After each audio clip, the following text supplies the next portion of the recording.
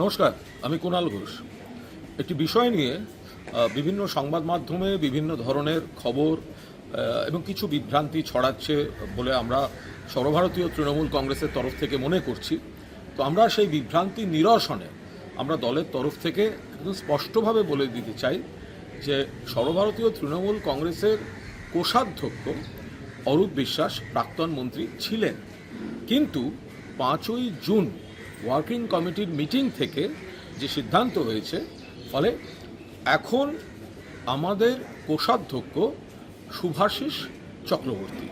ফলে এ নিয়ে বিভিন্ন সংবাদ মাধ্যম বিভিন্ন ধরনের খবর, আরও কী সব চিঠি নিয়ে নানা ধরনের একটা প্রচার চলছে।